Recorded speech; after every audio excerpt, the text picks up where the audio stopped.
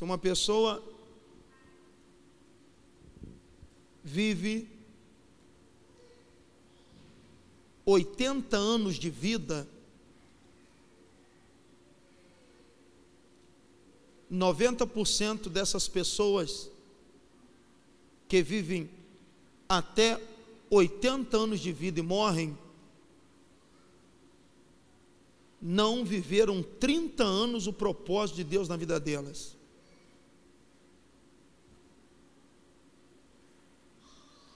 $50 anos de desperdício. Se uma pessoa ela vive até os seus 70 anos e morre, ela não viveu 25 anos de propósito de Deus na vida dela.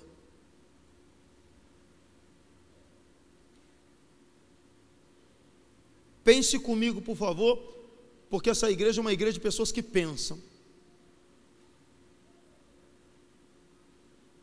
Isso é provado, comprovado, é uma estatística infalível, com muito pouco de margem de erro. Isso é um estudo que grandes homens de Deus fizeram para chegar a essa conclusão. Como que pode uma pessoa que morre com os seus 80 anos de idade, e mais de 90% dessas pessoas que morrem com 80 anos de idade, não viveram 30 anos do propósito da qual Deus as enviou à terra para viver? O que o senhor está falando, pastor? Eu estou falando que Deus ele criou o homem, Deus criou o ser humano com um propósito. Mas as pessoas se esquecem que sai de Deus, porque elas vêm para a terra e se envolvem demais com a filosofia da terra, com a cultura da terra. O texto de Gênesis diz que Deus fez o homem à sua imagem, como a sua semelhança, e quando a gente vai lendo o versículo, de forma que vamos esmiuçando o versículo, Deus já apresenta ali um propósito para o homem. Deus, quando chama o profeta Jeremias, Deus fala para Jeremias acerca de um tempo antes da gestação, e Deus apresenta para Jeremias que também tinha um propósito com Jeremias. Eu não sei o quanto vocês ainda acreditam que vocês vieram de Deus para cumprir uma missão na terra, e quando essa missão acabar, acabou. Você volta para Deus.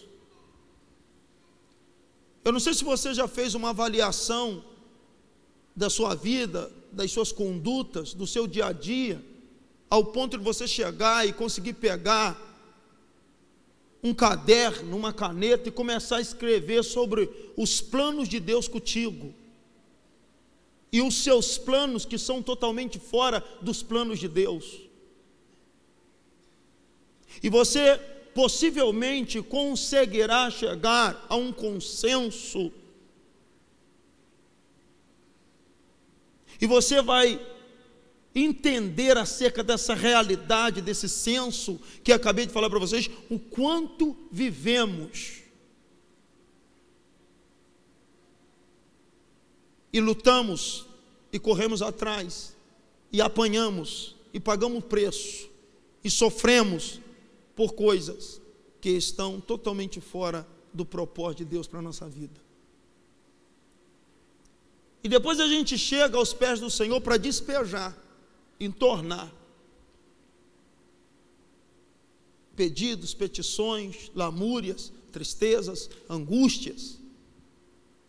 A Bíblia diz que tudo que o homem semear, isso também ceifará. Nesse tempo do fim, em plena era pós-moderna, estamos rompendo já o 2022, já passamos do 2021. É o tempo que Deus nos convida a analisar, pensar.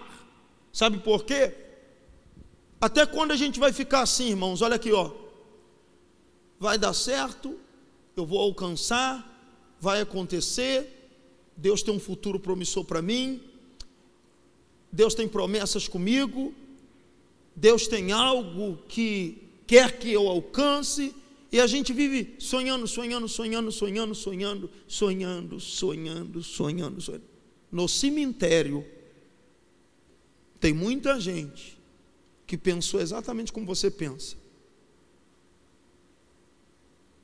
que até fez planos como você faz, e não alcançaram 20% do que Deus queria que elas alcançassem. Preste atenção. E qual é a causa, pastor, disso tudo?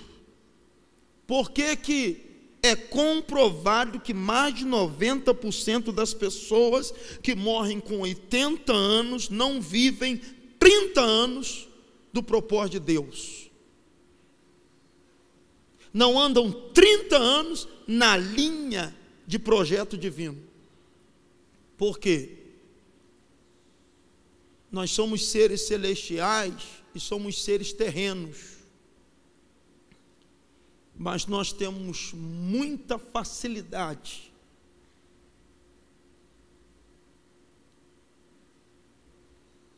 para seguir todas as coordenadas que todo mundo no planeta segue. Toda direção que todo mundo no planeta segue.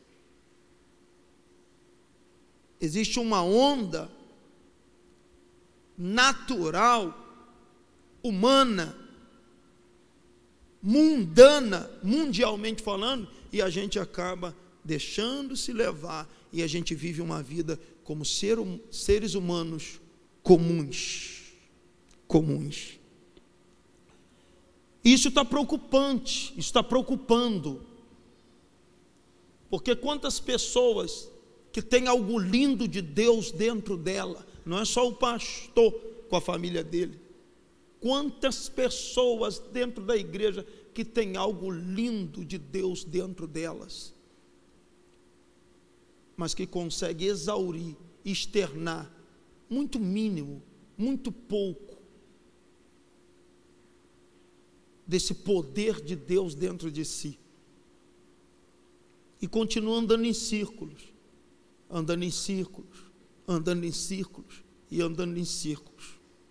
tá? O tempo está passando, daqui a pouquinho, a gente está chegando no meio do ano, chegou no meio, dezembro, pum, um tapa, mais um ano.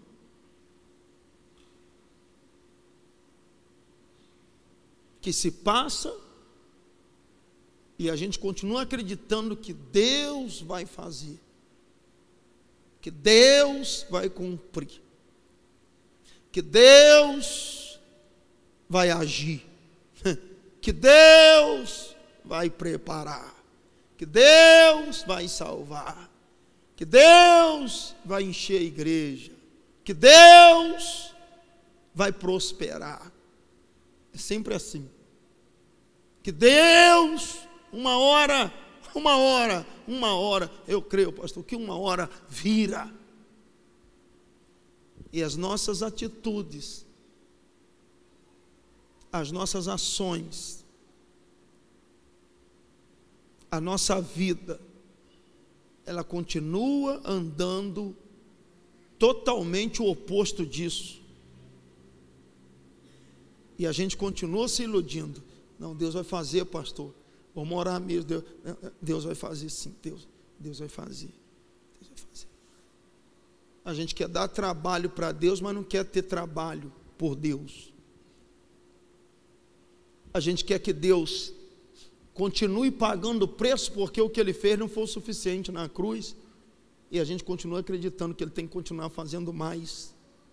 E se a nossa fé fosse uma fé autêntica, viva, a autenticidade da fé, nós seríamos mais proativos no reino, na terra.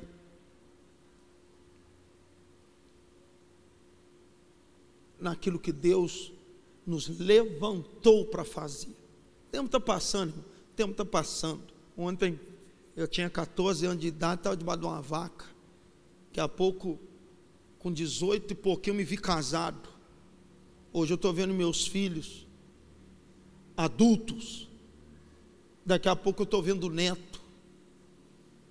E eu não posso me permitir a continuar acreditando que Deus vai fazer, vai fazer.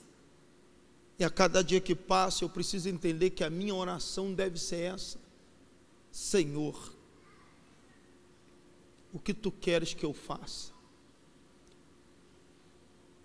No que o Senhor quer me usar mais? Em que área o Senhor quer que eu me adeque, me encaixe?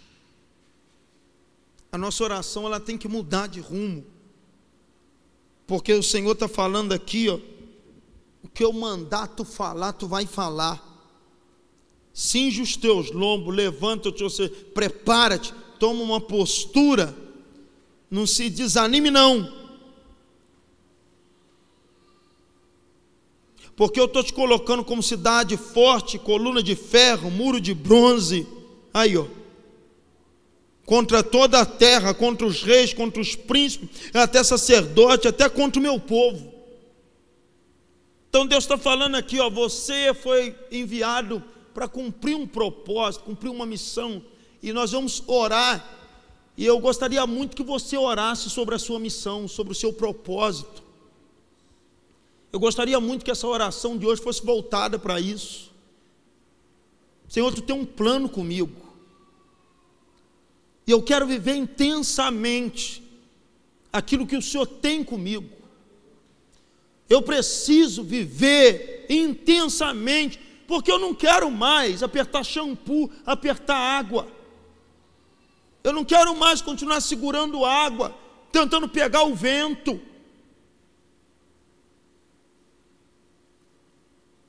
E quando entendemos e nos adequamos ao quadrado do padrão de Deus, você pode ter certeza que Deus é poderoso para realizar coisas extraordinárias. Mas nós temos que entender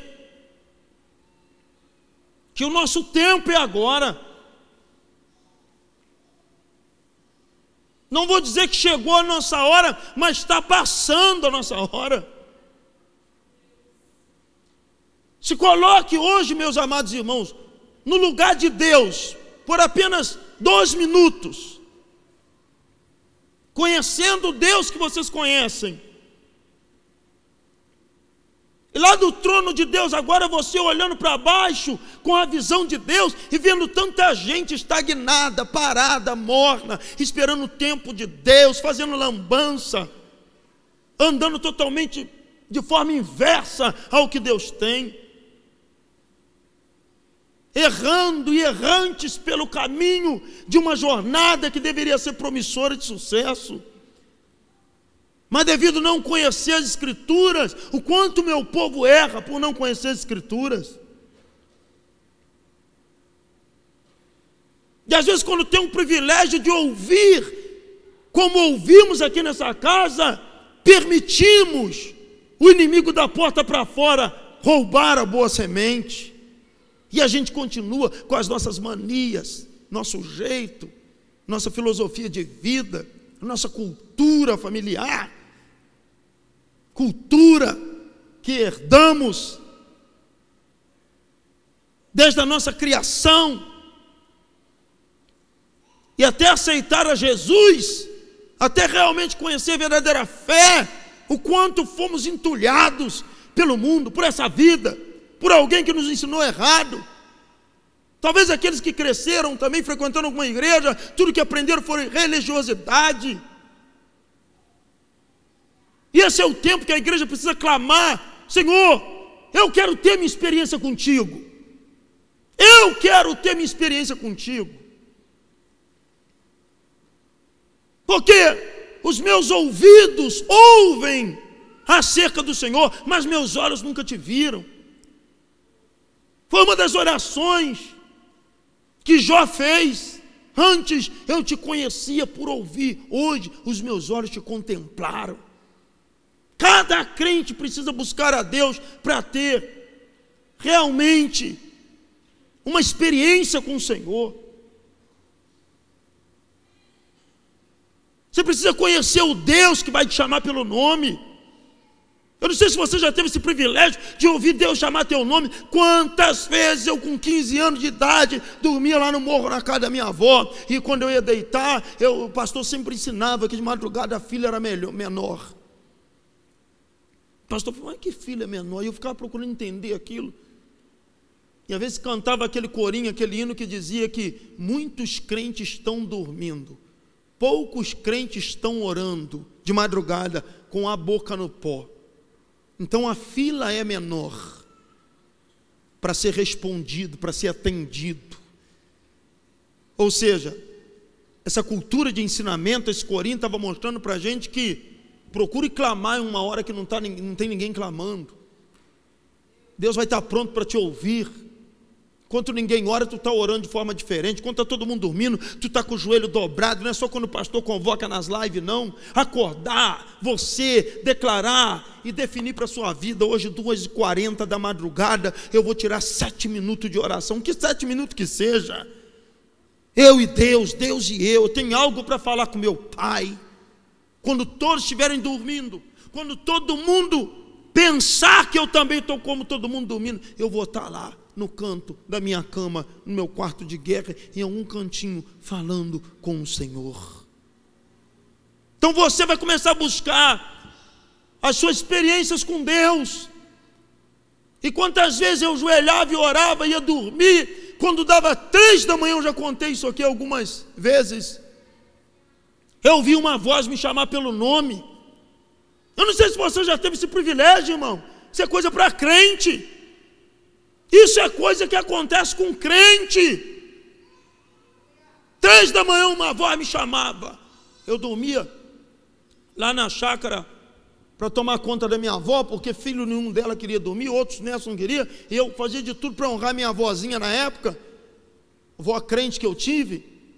Eu subia, ia para lá, às vezes ficava até com medo, porque era perigoso lá em cima. Uma chácara deserta, abandonada, e ela morava lá de favor, para não pagar aluguel, e o dono da chácara falou: dona Júlia, a senhora pode morar aqui, só ajuda a cuidar do sítio aí, varre, olha, não deixa ninguém entrar aqui não, tadinha. E ela ficava lá com quase 70 anos sozinha, e eu subia, vinha do culto e subia para dormir com ela. E quantas vezes eu não queria ir, mas ia por honra. E eu falava com Deus: Senhor, eu quero falar com o Senhor de madrugada, só que eu estou com sono, cansado, porque eu trabalho no curral. Eu estou arrebentado de tirar capim, leite, carregar bezerro nas costas, 14 para 15 anos, eu naquele sono pesado, quando dava 3 da manhã, o anjo gritava meu nome, diante de Deus, irmão, e por muitas vezes, pela presença do Espírito Santo que aqui está, eu ia lá no quarto, parece até a história do Samuel, eu ia lá no quarto de vó Júlia, a senhora me chamou, vó? Não, meu filho, te chamei não, mas descansar, você está cansado, está sonhando, tá? Não estou não, me chamaram. Ia deitar e daqui a pouco eu escutava me chamar de novo. Aí eu entendia, era Deus me chamando para falar com ele. Oh meu Deus do céu, que coisa gostosa, irmãos. Eu ajoelhava e falava com o Senhor. E passando por tanta dificuldade na vida, na época fome e luta e prova, meu pai na cachaça, e macumba para todo lado, e demônio possuindo todo mundo, e o Senhor, enquanto os demônios estavam cirandando lá embaixo, Deus estava me acordando lá em cima, para mim falar com Ele, e ali eu fui estreitando meus relacionamentos com Deus, em oração de madrugada, em santo jejum, em monte, em vigílias, em leitura da palavra.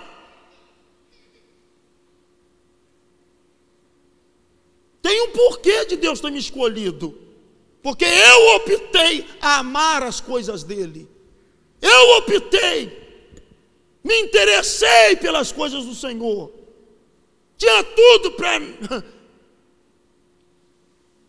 As circunstâncias diziam não. Mas eu comecei a me apaixonar nas coisas de Deus, na igreja, na obra, nos meus presbíteros, na liturgia da igreja. Coisa gostosa é você sair do trabalho e alguém perguntar: por que você está saindo mais cedo? Não, eu vou lá na livraria, eu vou lá na Shekinah, eu vou lá na livraria tal, que hoje eu tenho que comprar um livro diferente, uma Bíblia, e eu estou precisando comprar uma harpa nova. Saiu uma harpa nova aí agora, que ela tem um lado tradicional e tem um lado dos corinhos dos corinhos de louvor. Eu vou lá comprar uma harpa. Coisa gostosa. E a gente foi se interessando pelas coisas do Senhor. Eu não sei o quanto você está a par do que Deus tem para fazer contigo, mas chegou a hora de você acordar. Me veja como o teu profeta aqui hoje. Chegou a hora de você acordar e entender: ei, só você na terra tem essa cara, tem esse sangue aí, tem essa genética, tem esse DNA. Só você no planeta. Não é possível que tu vai viver como todo mundo, o que todo mundo. Deus tem algo com você. Deus tem algo com você. Eu sei que você tem as suas necessidades. Eu sei que abriu o mês das portas abertas, e nós vamos continuar orando por isso. Aleluia! Mas é o mês também que Deus quer abrir e fazer obras maravilhosas dentro de nós, dentro de você. Tem coisas que Deus quer mover dentro de você. Eu sei que você tem desejo.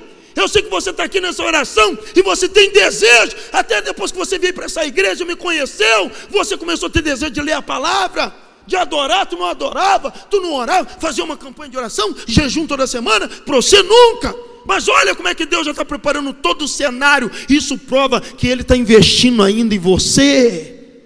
Oh glória, Ele está investindo em vocês.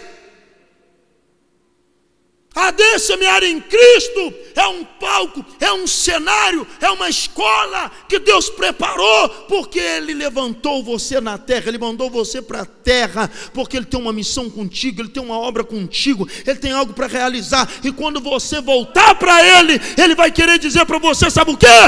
Bom e fiel servo.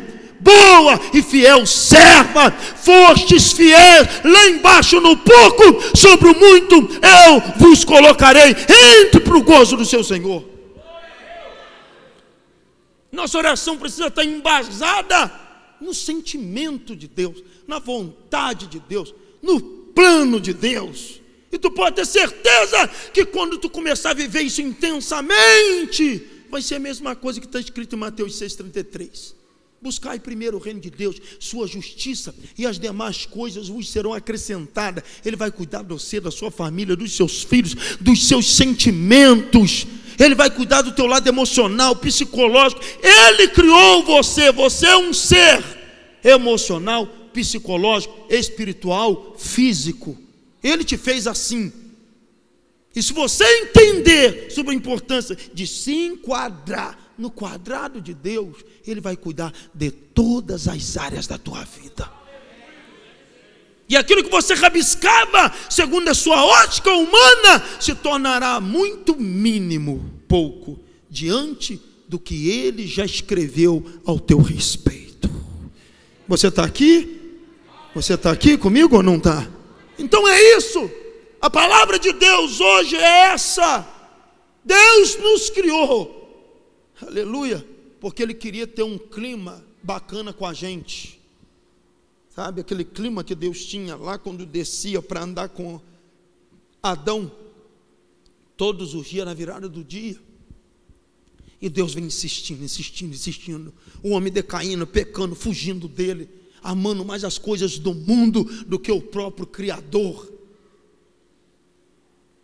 e Deus vem insistindo, por fim, mandou seu filho Jesus.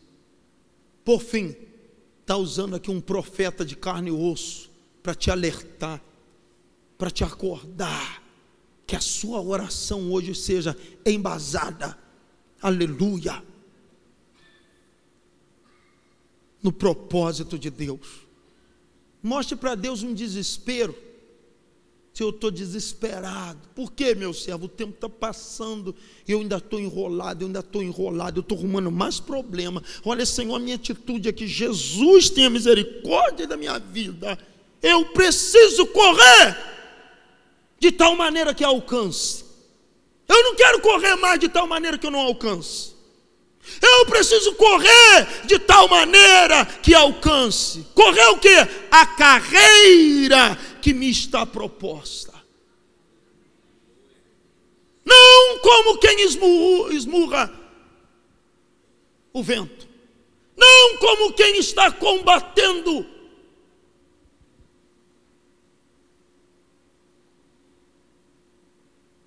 e lutando atrás de coisas incertas, mas como alguém que tem um alvo, e o meu alvo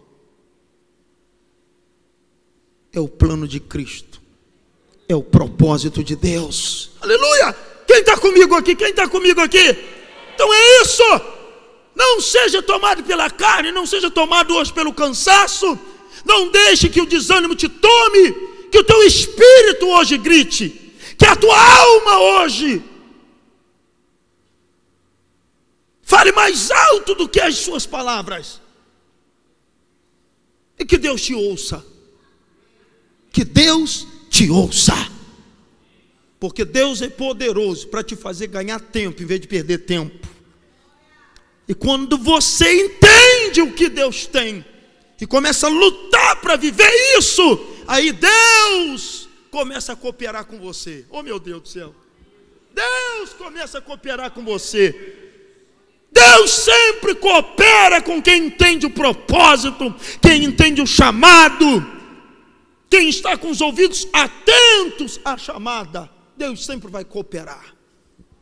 Atos capítulo 2, capítulo 3. E cooperando com eles o Senhor acrescentava. Ou seja, o que tu pensa que não pode, vai faltar, Deus vai cooperar contigo para acrescentar. Deus vai contribuir com você. Sabe por quê? Deus tem um projeto. Deus tem planos. E os planos de Deus não podem ser frustrados. Eu declaro em nome de Jesus e profetizo. Aleluia! Eu profetizo na autoridade do nome do Senhor Jesus. Eu profetizo em nome do Senhor Jesus Cristo que um sentimento vai te possuir nessa noite. Um sentimento novo vai te possuir nessa noite. A partir desse abril, você vai ser possuído e possuída por um sentimento novo, um espírito novo, um coração novo. Algo dentro de você vai começar a te impulsionar a algo que alguém vai dizer: está doida, está doido. Não é loucura, não. Aleluia! Para os naturais é loucura, mas para os espirituais é o poder de Deus agindo dentro de você. Eu declaro em nome do Senhor Jesus nesta noite que o Espírito desce a essa casa para visitar aqueles que Ele tem um plano, um propósito, e pode ter certeza que esse mês de abril, que é o mês dos céus abertos, o Senhor fará você sentir dentro de você um pedaço do céu. Parte do céu estará dentro de você, parte do céu estará dentro de você, parte do céu vai correr nas tuas veias, coisas dos céus vão te perturbar, te inquietar pelas madrugadas, nos sonhos, e Jesus vai dizer para você: eu confio em você, vai fazer o que eu estou te mandando, vai! Eu estou te dando condições para fazer, eu estou te dando saúde para fazer, eu estou te dando vida para fazer, eu estou te livrando da morte para fazer, eu estou derramando do céu algo sobre a tua vida, vai fazer. Mas Jesus, muita gente não quer. O que vão dizer para mim? Você não vai temer diante deles, porque eu sou o Senhor e te levanto como cidade forte, coluna de ferro, muros de bronze contra toda essa terra.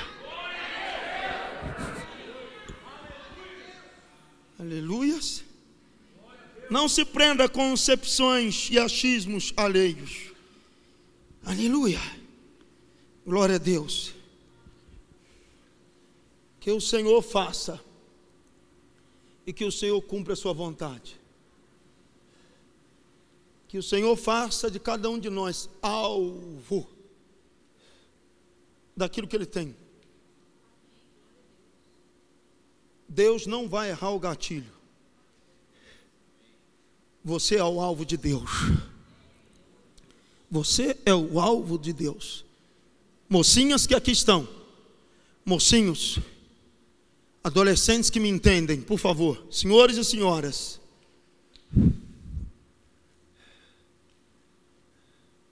nós somos o alvo de Deus.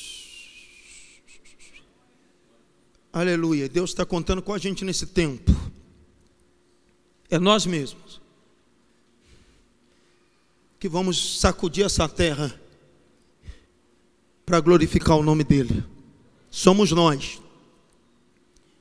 Nós precisamos de coisas, porque como seres naturais físicos não vivemos sem coisas, não vivemos sem comida, sem água, sem um bom carro, uma boa casa, roupa, não vivemos sem dinheiro. Nós precisamos, mas se dependemos é da graça dEle. E pode ter tudo isso, se faltar o conteúdo divino, nós nos tornamos latas vazias. Mas nesta noite, aleluia, o Espírito de Deus está nos enriquecendo com a sua palavra, com a sua virtude, com a sua graça. Tem alguém comigo aqui nessa noite? Tem alguém comigo aqui? Papai, aleluia, Ele é o Senhor dos recursos, Ele é o Senhor das portas, Ele é o Senhor dos tempos, Ele é o Deus do metafísico, Ele é o Senhor do futuro, Ele é Deus dos planos, Ele é o Senhor dos sonhos, aleluia. Prepare-se, porque o Senhor está te conduzindo a um nível novo a partir dessa data. Nós vamos orar. Ore intensamente. Ore sobre a palavra, por favor. Ore sobre a palavra. Senhor, Tu tem uma missão comigo, eu sei. Tu tem um plano comigo. Eu já entendi. Obrigado pelo Teu profeta que hoje me fez despertar ainda mais quanto a isso. E eu oro sobre isso nessa noite. Me chama também de madrugada, Jesus. Me chama pelo nome. Pode me chamar pelo nome. Eu quero que as paredes do quarto tremam, porque eu vou ouvir a Tua voz me chamando pelo nome. Tu chamou Samuel? Tu chamou meu pastor João Caetano? E eu quero começar a viver as minhas experiências contigo. Pronto, Jesus, é isso. É isso. Eu estou me despindo hoje aqui das minhas necessidades físicas, naturais, materiais, porque eu preciso me encher e estar vivendo o senso do propósito, o propósito do Senhor. Me chama de madrugada. Me dá sonhos que eu nunca tive. Começa a me dar dons espirituais. Senhor, eu quero estar andando na rua, trabalhando, ou então entrando no ônibus, e eu preciso ouvir de alguém. Tu é crente, não é? Eu sou. E eu vou começar a entender que algo em mim está mudando e o Senhor já está fazendo uma obra linda. Essa será a nossa oração. Encha-me do Teu Espírito. Senhor, me revela ainda mais o Teu propósito, dia após dia. Me dá sede, desejo, anseio por ler a Tua palavra, meditar na Tua palavra. Permita-me ter saudade do culto. Eu sei, Senhor, que eu estive aqui domingo. Eu sei que eu acabei de sair daqui do terceiro dia da campanha. Mas eu estou doido que chega a quarta da guerra. eu quero que chegue o domingo que vem da Páscoa, o domingo que vem, depois do domingo da Páscoa. Senhor, eu preciso sentir essas coisas. Você vai começar a ter a sua experiência com Deus.